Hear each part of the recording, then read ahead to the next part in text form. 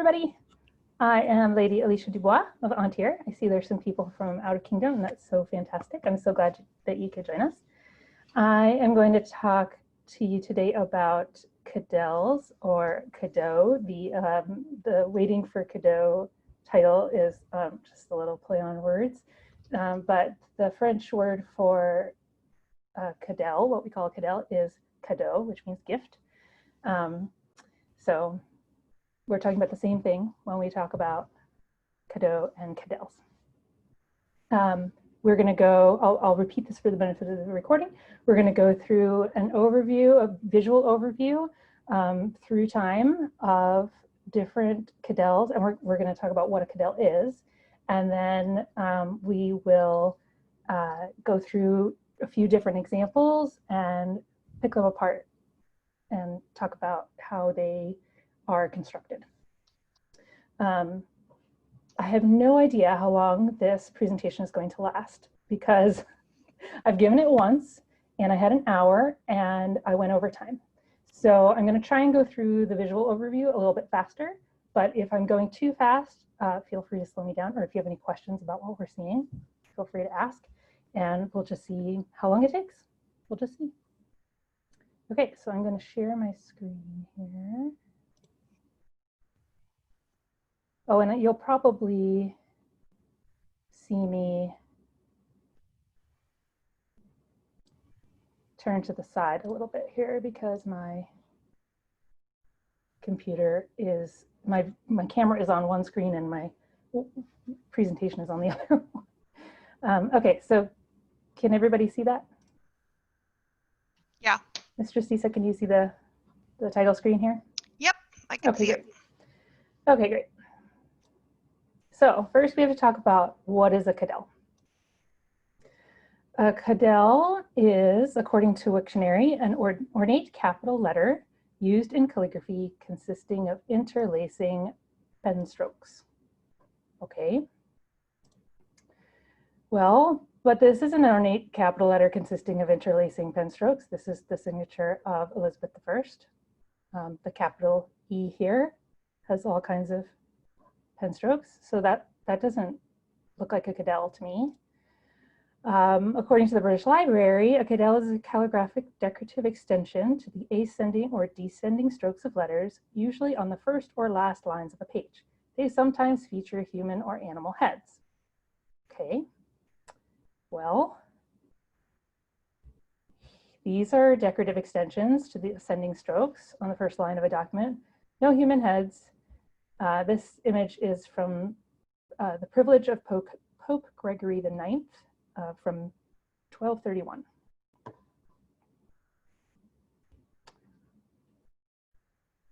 Oh, okay, so this is a decorative extension to ascending strokes of letters on the first line featuring a human face. This looks more like a cadel to me, but not because of the face. So David Harris from The Art of Calligraphy says, or in The Art of Calligraphy says, an ornate Gothic capital letter constructed from a series of interlacing pen strokes written with the minimum number of pen lifts. That just complicates things a lot.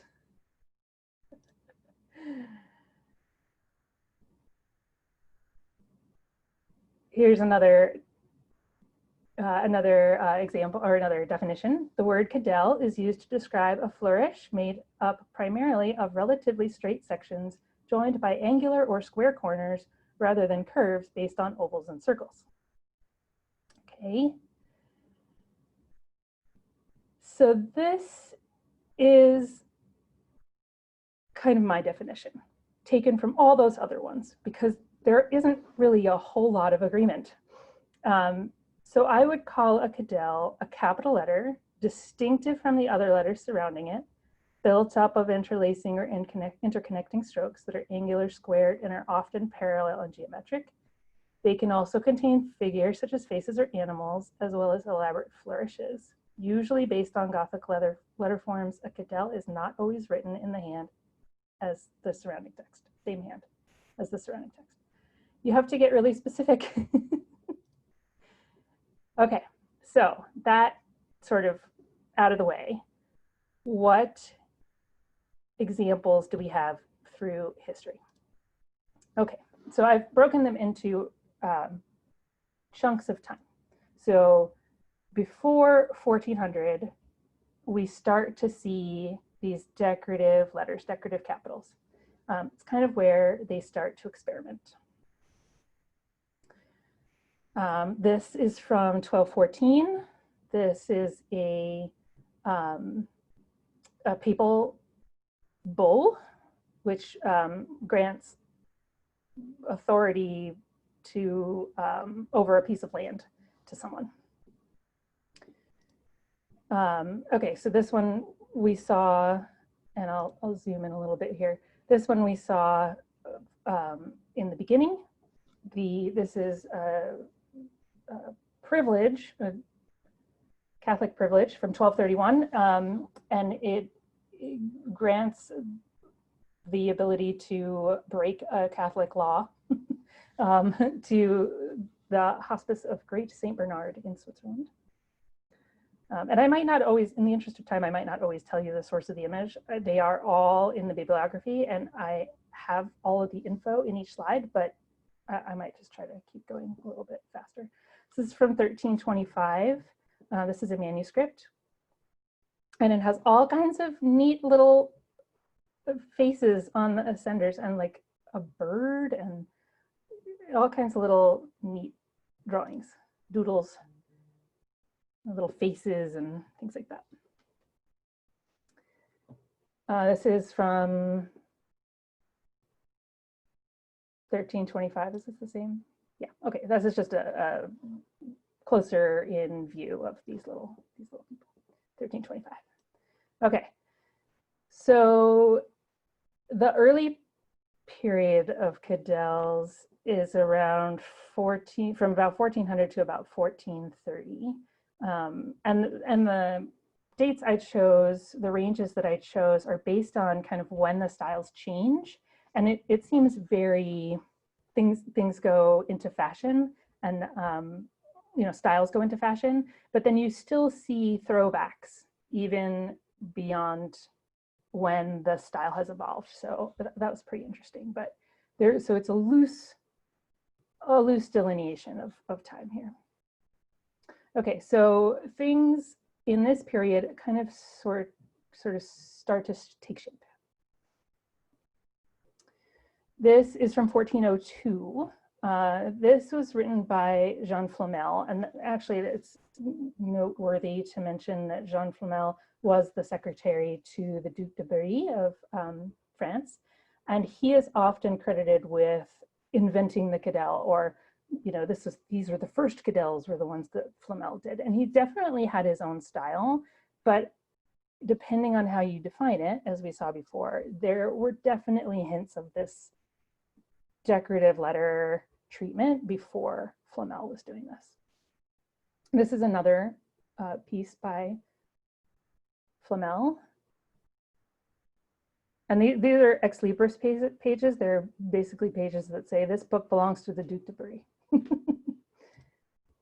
1410, this is also from France.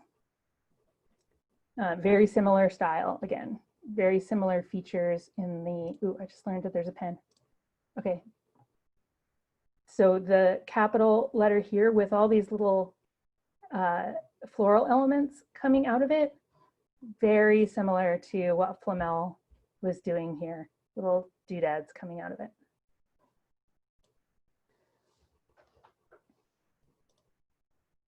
Okay, this is 1425, and we have a little bit of a face here, a little sketch of a face. This is also a French manuscript. Okay, this is another papal bull from 1425, and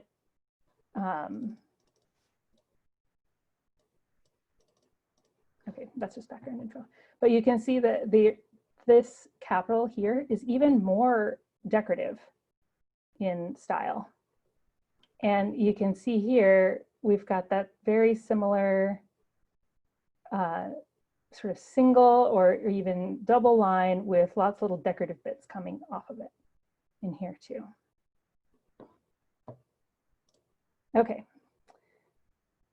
From about 1430 to 1490, they sort of start to explore a little bit and branch off and become more geometrical. This is the detail of a famous portrait. You can kind of see it here in the mirror, or this is the mirror in the painting.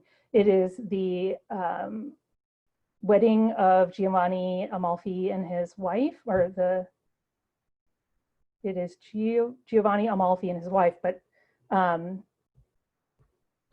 it's I'm pretty sure it's the wedding portrait. And this is the artist's signature here,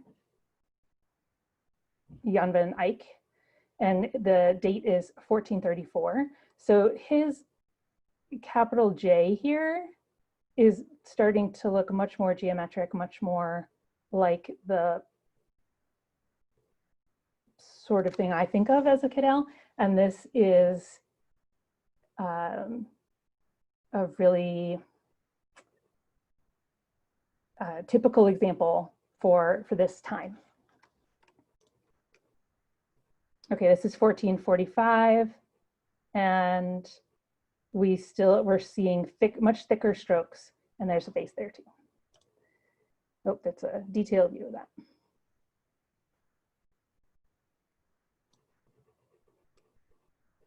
Okay, I thought this was interesting too, because this is 1455, and it has a decorative capital here and here, although it seems like it was much more quickly done. And there's a very hybrid view of a cadel that is normally, flipping back here for a minute, just done with a single colored ink. And then this one really fits in better with the capitals that were, manuscript capitals that were happening before this time.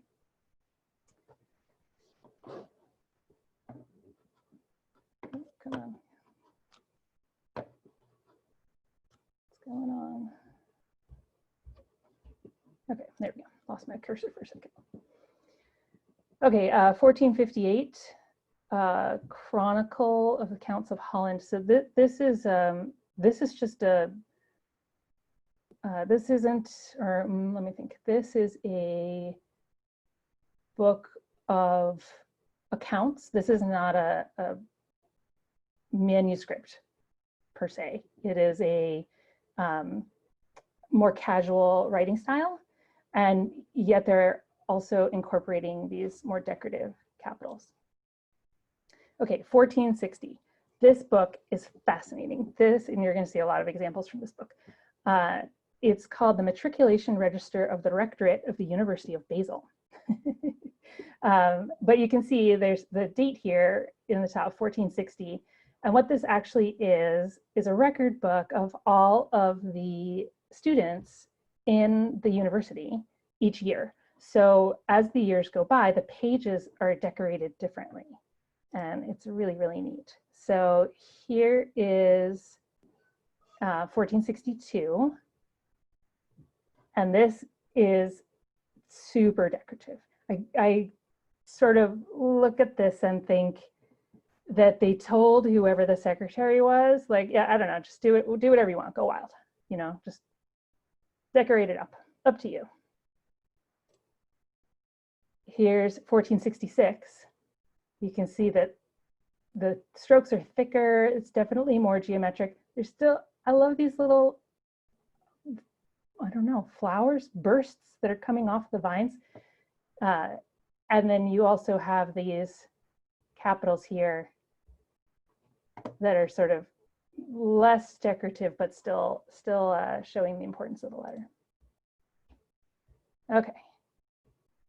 This is 1468. This is a different manuscript now. It's called Cases of the Noblemen and Women. But we have a face here and again, a fill design on this capital C that is reminiscent of the in context letters of older manuscripts.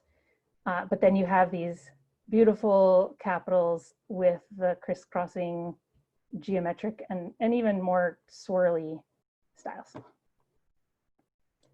Okay, a little bit later, 1491 to 1600 plus. So I call this section the section in which we go a little crazy.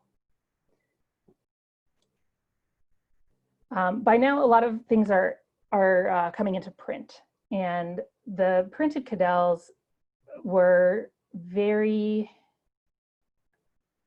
targeted toward that medium. So they were drawn at first and then cut, either wood cut or cut from plates, metal plates, to be printed. But they're still really decorative and still using a lot of decorative elements to emphasize that large letter and make them very pretty. So this one is a print from 1491. This one is, we're back to that matriculation register. So now it's 1493. And this, this is a, I almost hesitated to include this, but it does have, because it's got shading here on these shapes. And it does still have the sort of thicker strokes that are geometric and crisscrossing and all the decoration, but this is much more, this is much more showy. And I don't know whether this is painted or done with a pen or some combination of both, but like I said, I almost didn't include it, but I wanted to show you how much this book had come along. Okay, oop. Yeah, here we go. Okay, 1494, this is the Illuminated Sketchbook of Stefan Schreiber. So this book is also fascinating because he sort of goes through and he's trying out all of these little shapes and testing out all these little flourishes and bits. So this is a place that you can see sort of the development of these letters and the construction of them. Okay, this is Gregorius Bach, 1510. And these are,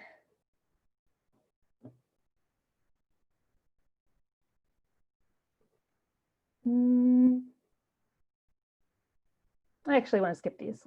I don't even like these being classified as cadels. I'm not putting them in there, in that group. Okay, here is, okay, this is the last cadel in the matriculation register that I was talking about before. This is from 1520. The pages go on, but there aren't any more cadels like this. So this is actually the letter M. It's almost hard to tell, but you see a lot of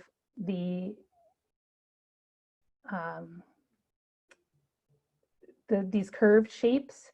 They're outlined with thinner lines that almost make them look like ribbons. It's a really different look to what we were seeing even just a couple of slides ago. Yep. Well, even like here. We're not really seeing outlines on the letters, yet. Okay, this is 1523, and they've just put it all over the place. Let's just decorate all the paragraphs of this page, all the headlines. This is 1526. This is from England. And you're getting this interlacing here, which is like woven almost. It has a very, especially with these little beasties, it has almost a Celtic feel to it. It's almost as if they've taken sort of Book of Kells, older things that were happening and reused them as inspiration to do a decorative element here. Okay, this is the Mira Calligraphy Monument. This is 1561.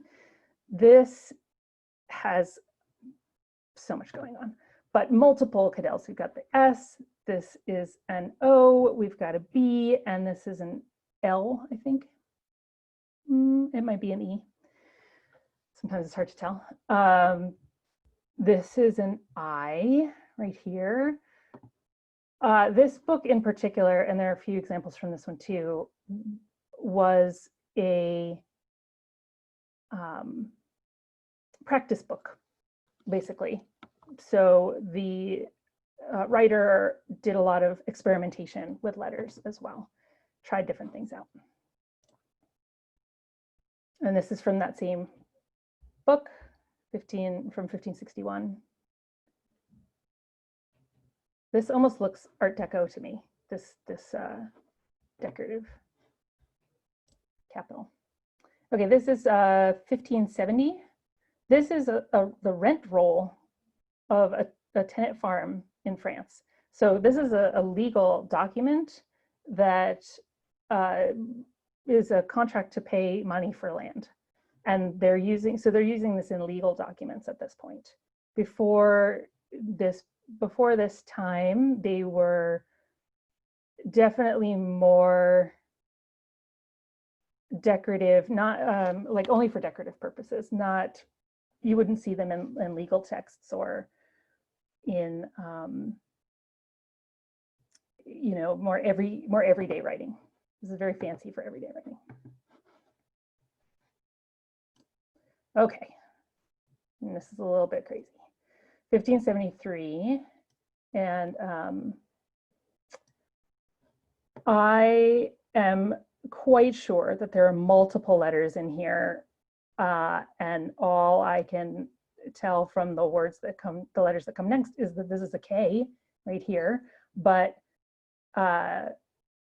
this could be an M or a W in here, and then this looks like an R, and I mean, it's pretty much unreadable. Very fancy. This is the same book, 1573. A little bit more readable. That's actually a V. But you can see here, like I was talking about before, this really harkens back to those very first examples of cadels over here, this P. No, S, it's an S. Spiritus.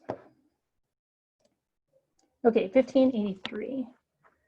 This is another French manuscript, and you have this very decorative capital letter, but then you also have the capital letters are like that throughout the whole manuscript.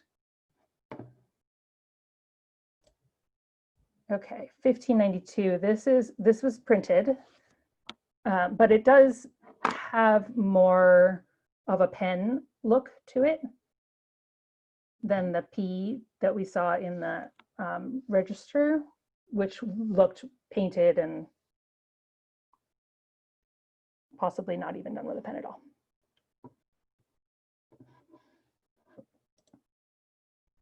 Okay, this is another printed example, and this is a very, this isn't as geometric as the previous examples, but it is very decorative and has lots of interlacing in it.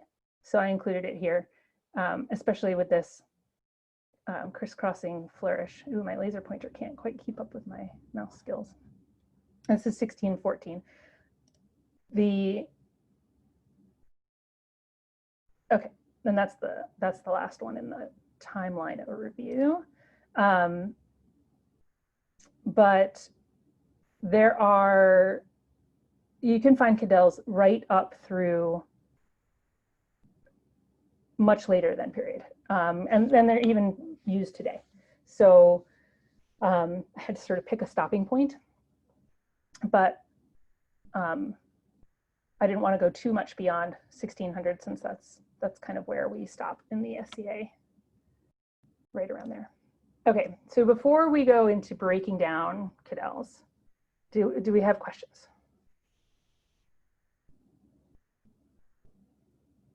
I Don't have anything so far. If anybody has questions, go ahead and type them in the chat.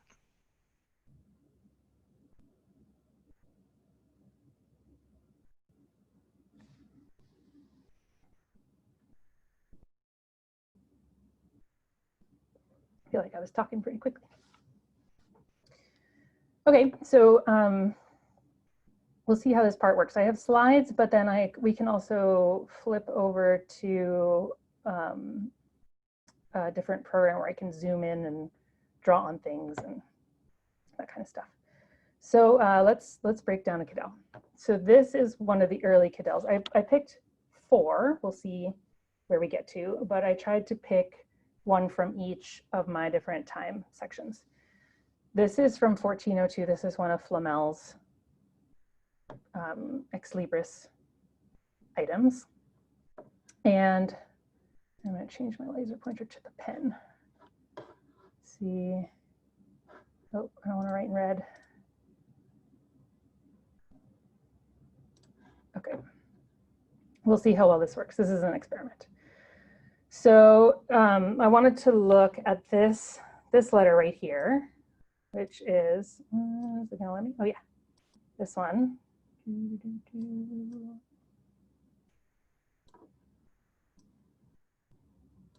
Which actually stops here. And this bit is separate. This letter that I just outlined, look at that. I just learned how to do that today. Not like literally 15 minutes before this presentation. That's actually a T. And I don't think it looks very much like a T, but it is. And it's a lot simpler, a lot easier to tell how the person starts the letter, the writer starts the letter, when you can look at this closely, but B, when you have a simpler shape like this. So it looks to me, and this is speculation, because there are books out there that will tell you how to do cadels, how to draw them. There are books that have ductus pages for them. There's really a lot of creativity and a lot of artistic license involved in drawing them. They are meant to be decorative, and even within books where you find a lot of them, or manuscripts where you find a lot of them, each one is a little bit different. You wouldn't want to put 2 of these next to each other. I mean, it would be super fancy, but it wouldn't give you a real consistent letter shape, because each one kind of just takes on a life of its own. So looking at this, it looks like this was the first stroke here. This. So I say that. Oh, such a wobbly pen. Actually, maybe I will use red. A little more visible. So this stroke is much darker than these other ones, and you're starting to be able to see the split in the nib that was used. So I would say that this was done first, and then the little things here, and probably they came here and then back this way a little bit, here, and flick up. Then we've got, this is the next darkest. Oop, I can't scroll down. And then this here, the top, you can actually tell here. I want to point this out. Erase this, okay. You can tell here which stroke went over the other. So this stroke came down over this one. And you can see that here, right? I wish I could. All right, that's it. I'm switching to the other window because I want to zoom in on that a little bit more.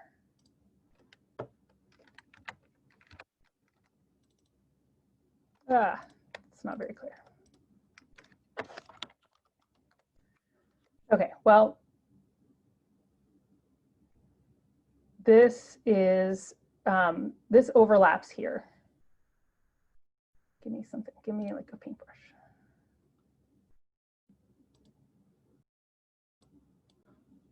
Okay.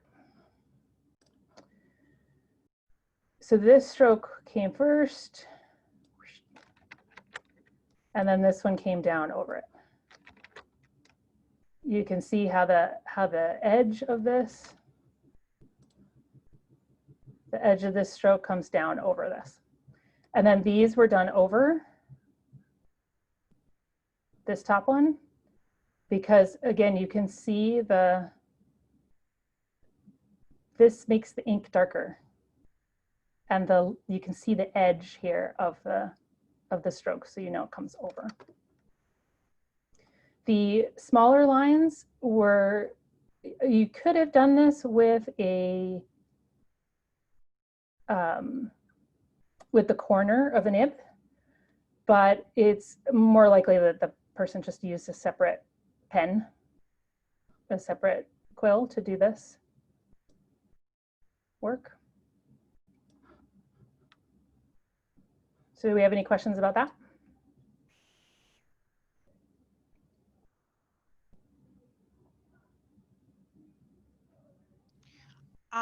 No, somebody did say the wider color indicator is much easier to see what's being referenced. So Oh, that's a better look, yeah. Where I am here? Yeah. Okay, okay, good. Good. See, I shouldn't have changed my plan. Yeah, you're perfect. Okay, so the next one I wanted to look at is this, this capital J, and my, here, we're just gonna do this, because my screen sharing controls here are like over my window controls, so I can't scroll over. And this is a little bit out of focus, so we can zoom in on it too, but, and we don't have the advantage that we had with this one where we can really get a good contrast between the background and the strokes to see kind of ink color, if that can give us any clues about which stroke came first. Because this is on a painting, and he may have done this with a brush. I don't know. May have done it with a pen later. The lines are very straight and square though, and you don't always get that with a round brush. I don't exactly know when people started using squared brushes, but I do not think it was in 1434. I would be surprised. It took a while for that to happen. Okay, anyway, oh, now this seems really big. So sometimes the writer would kind of sketch out their letters, and I think we see that in a future example. They would at least sketch out the shape, but and like I said, this one is a bit harder to tell because it has these bands here that bind the strokes together. I would say that the stroke, I mean, the letter very well could have started here in the middle and gone up and down from there. This binder was done after the strokes here. You can see they go through, but these two, the vertical strokes stop. So it's, I don't know, it seems likely to me that he would have started here in the middle. And especially if there was any kind of ruling for this line, which you don't see here in the painting, but it could have easily been removed. The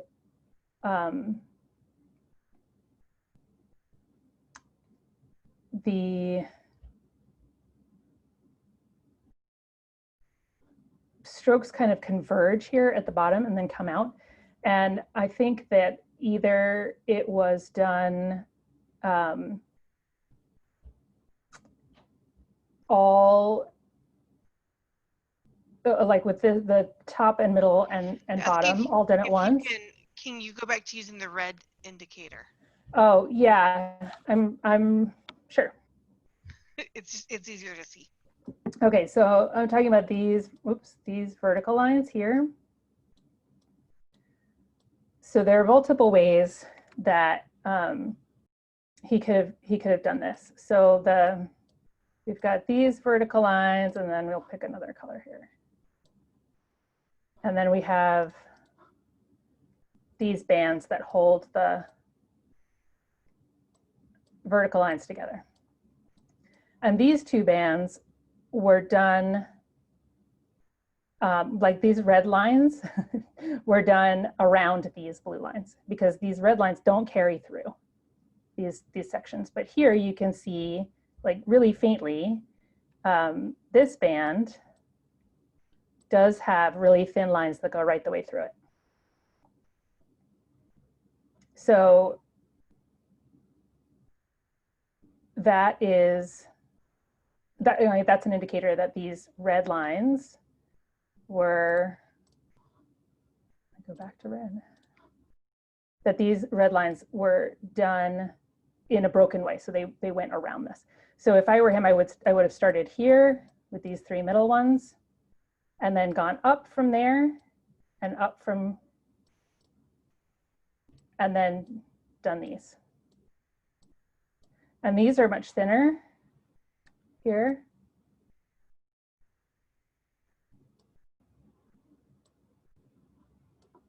But I mean, even that stroke that I just did to try to trace his line, I mean, you could just do this differently every time. It's really hard to be consistent with these. And then he just puts little decorative things here. And then this bit up here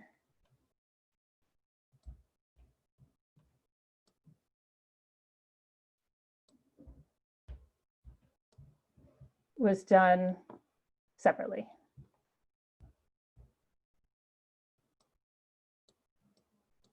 Does that help with the I wish I could find a better. That's easier for me to see. Yeah. Okay. I wish I could find a better example of one of these crisscrossing things, because they're kind of hard to, and this one's kind of blurry. But that gives you the basic idea that looking for what strokes overlap each other will help you figure out the order in which these things were done.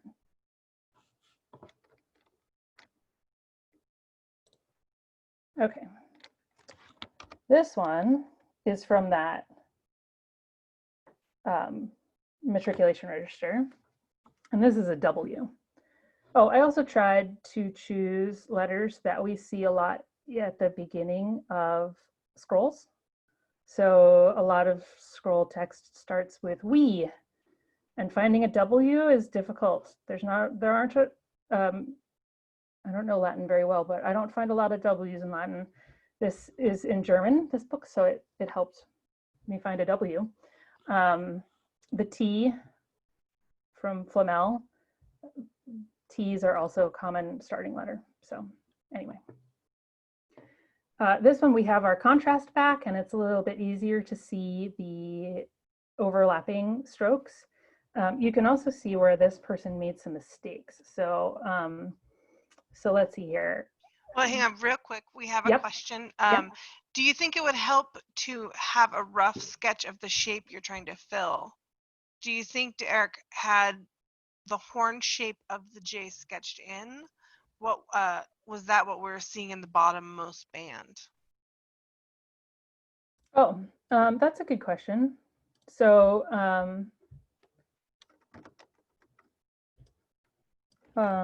erases the whole thing. There's a smart eraser here somewhere.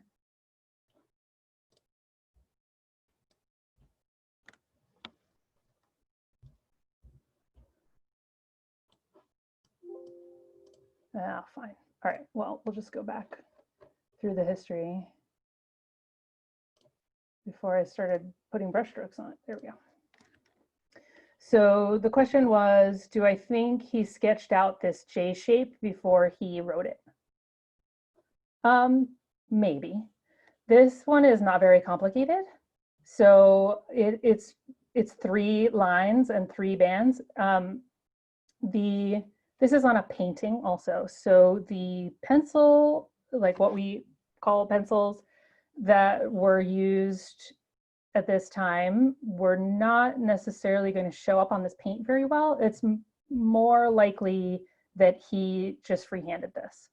This part up here even, I'm not sure. It's really hard to tell on this particular example, but these up here are very repetitive, very evenly spaced shapes that take a lot of practice to get right on paper. So, or, you know, when it's not on a painting. And this was his signature that he did often. So I don't know if he would have sketched this particular one out. And the same thing with Flamel. It doesn't seem like he really did. I don't see any, I see guidelines here. Like we can see them, go on, oh. We can see them here.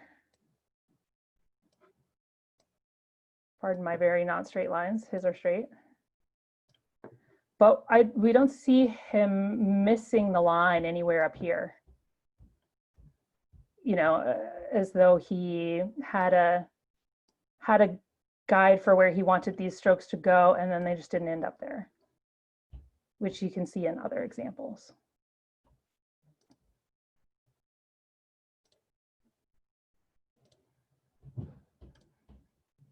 Did that answer the question? I think so. Okay. Okay, so back to this one. This one is from 1468, and it is more weaving, more interweaving here. And when I said before that you can see where the artist made mistakes, you can see, oh, you know what I'm gonna do? You can see here where the stroke came in too far into this outlining. And you can see here, and where was the other spot?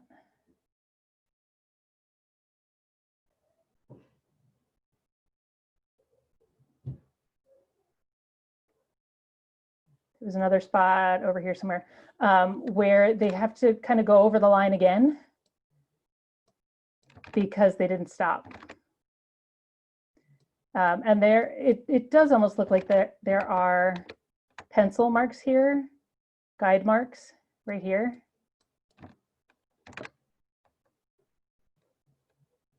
And this comes over a little bit too far. So with a shape like this that's more interwoven, I would certainly want to draw this out. I think somebody Jacqueline says probably that did. it's on the right group, 2 ribbons join. On the right group, 2 ribbons join. Over here? That looks, yeah. Yeah. Yeah, it almost does. Like this stroke comes in and comes down like this. And then this one, let's do it in blue. This one comes like, oops. And then it picks up on the other side. And then you also see here with the thinner line that it comes all the way through into the into the red ribbon.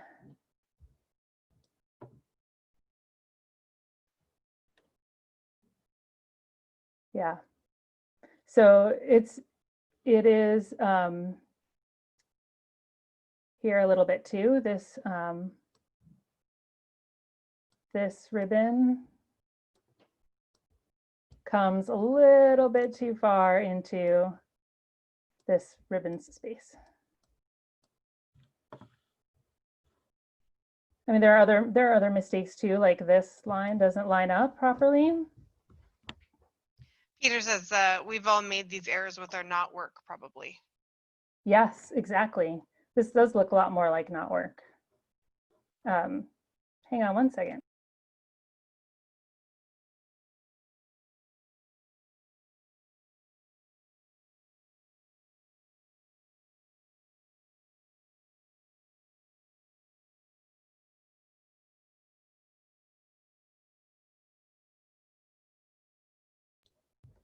Sorry about that. Okay, where were we? We were talking about the overlapping strokes. So it would take probably quite a while to deconstruct exactly how this one was done. But by looking at the places where the shapes begin and end, now that I'm thinking about it, like, would the writer have started with the outer outline or the inner line, the thicker line? So, like, you know, would they have started with this thicker line or with a thin line? Obviously, all these little bubbly doodads and this little guy with the crown on his head, obviously those were all done after this whole dark outline shape was done. But which came first, the thin outline or the thicker inner line? I haven't seen any signs that tell me definitively which way it was done. I would have to look really long and hard at it.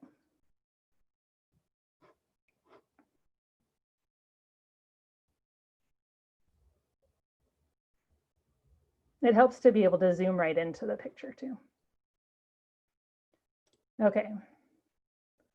The last one that I chose is this one, and it looks complicated, but on the other hand, it is, oh, actually, I'm going to take away all my brushes too. Okay.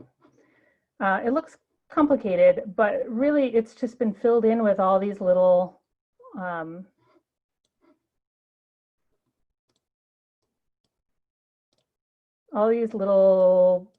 decorative curlicues. This is the calligraphy equivalent of white work. This is just little, you know, swirls and doodads and dots that are filling up the space between the bigger strokes. Excuse me. We actually can see evidence on this one that the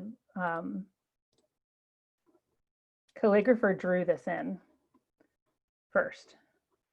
So there's my brush, here we go. So you can see this smudge line here. He's sketching in and here's a guideline for the rest of the writing in this here. Why can't I scroll that way? Stop it, zoom.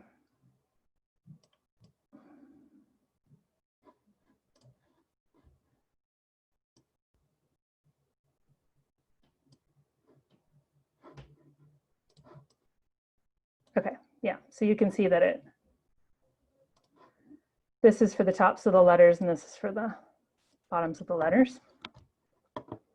But and you can kind of see, I don't know if maybe only I could see, but there are these same smudges, these graphite smudges on the insides of these curves that you can see down here.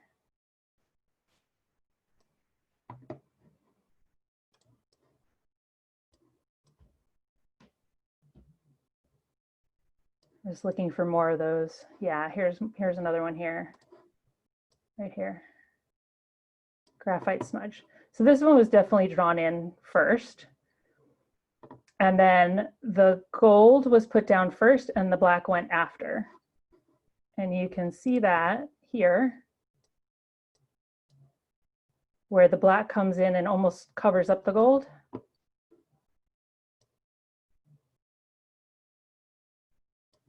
Here too. The black ink goes really thickly over that gold.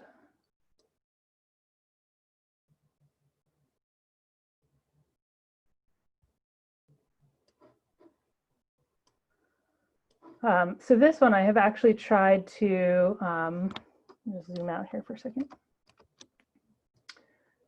With this letter, I've actually tried to reproduce it on paper with a pen. And getting the distance between these, oh, make my brush bigger here. Getting the distance between these even and correct to give the letter the right width side to side, and to make these nice and pointy and even.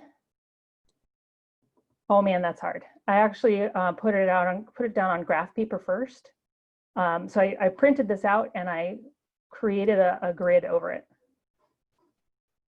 And I practiced and practiced on graph paper to try to get the curves to enter and exit the boxes at the right places, and in order to get a feel for how to make these shapes, how sharply this should come back up again, for example. And this is the same shape here. You just do it again. And like I said before, doing the same thing again with these is really hard.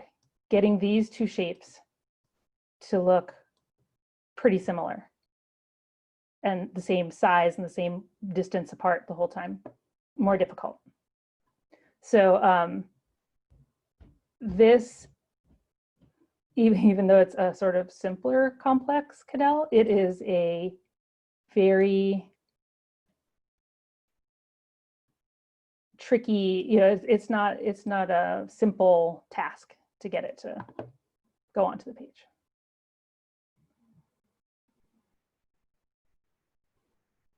And actually, when I was drawing this letter, I started with this part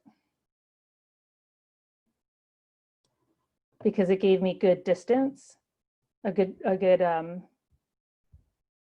idea of how close to the rest of the writing I could be or needed to be. And then I went to this one, and then I tried to do these. And then I actually started with this and skipped over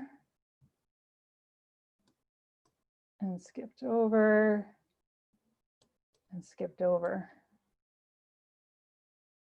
and put this one in. And then I could do the thinner ones, which were, let's get another color, which like spring off of here.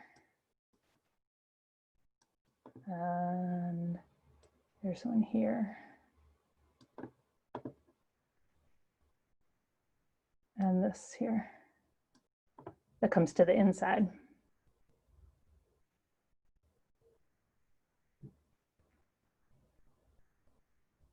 So lots of layers to it, lots of really looking closely and discovering the stroke order, I guess. But again, there's so much variation in these and so much that is open for your own decorative creativity that there isn't any one way to do it. So Peter asked, when you were working on this Mira example, were you using brushes or pens or both? Pens, definitely. Definitely pens. But I did use a different pen for the smaller lines here.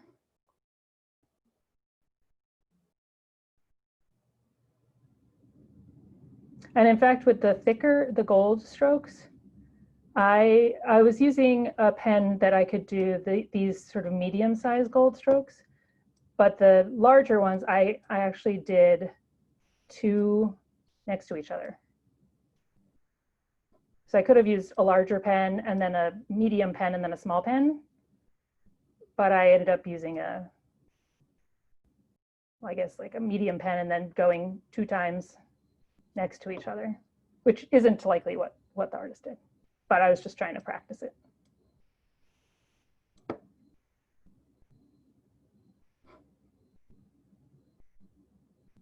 This looks like a crazy Warhol interpretation of 16th century letters.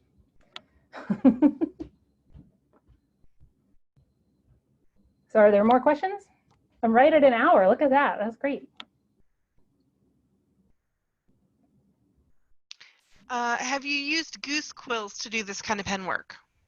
Yes, I have. It is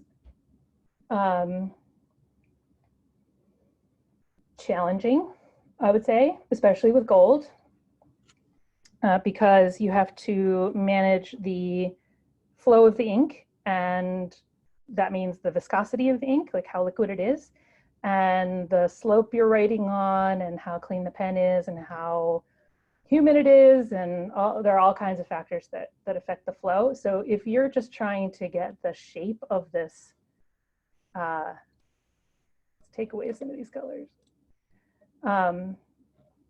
If you're just trying to get a feel for the shape of this stroke, having to mess with the ink is harder.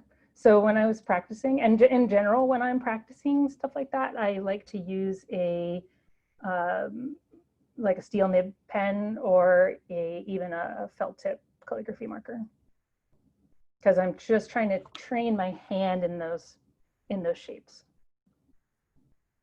What gold do you prefer to use for cadels? So you can use gold for other letters too, but I have used powdered gold the most, so like shell gold. And I haven't tried any of like the Sumi gold or yeah, I guess I haven't used any of the Sumi metallics, and I haven't tried any metallics that you can mix yourself, where you buy like the powder and then mix it. But I have tried these, what is this? Dr. P.H. Martin iridescent colors also, and they're super tricky and variable. Like I have a gold that looks okay. The silver was kind of watery. I have a copper that looked okay also, but keeping these inks have mica flecks in them. They're little tiny, tiny metallic flecks, and keeping those suspended in ink is, or in the liquid part of the ink, is a big challenge when you're writing with metallic inks. And it's a challenge with the powdered gold that I've used also, but it is particularly difficult with the tiny particles. They settle a lot faster. What do you use as a binder for your shell gold? So I haven't made shell gold myself yet, but I have had it made for me.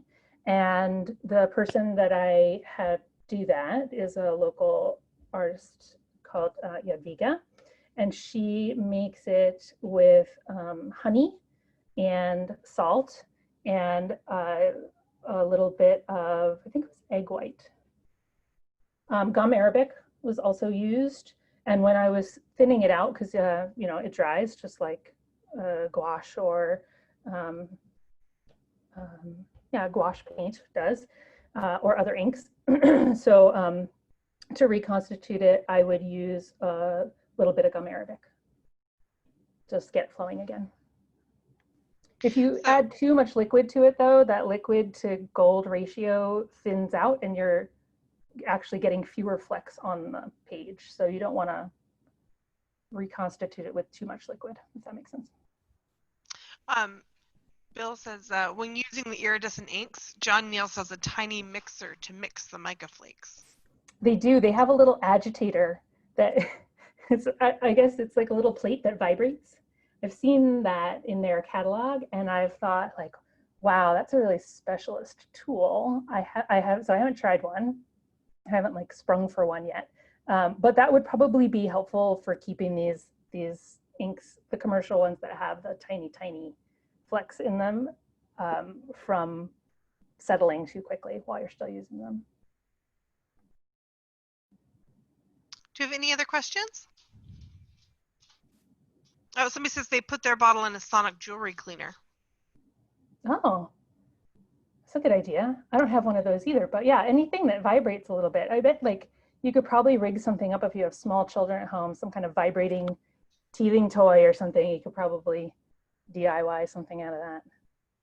Yeah, Bill says that he has 2 of those mixers. He uses them all the time. Oh, okay. Good. Good to know. Good to know. Sonicare toothbrush. I thought that too, actually. Oh, So I was yeah. curious Yeah. of that. Sonicare toothbrush. I thought Good the same idea. thing. It's got that high vibration. Right? Exactly. Yeah. So that would be pretty expensive for getting specifically for that, I would think. Right. Yeah, probably the John Neal options are cheaper. I don't know. Yeah.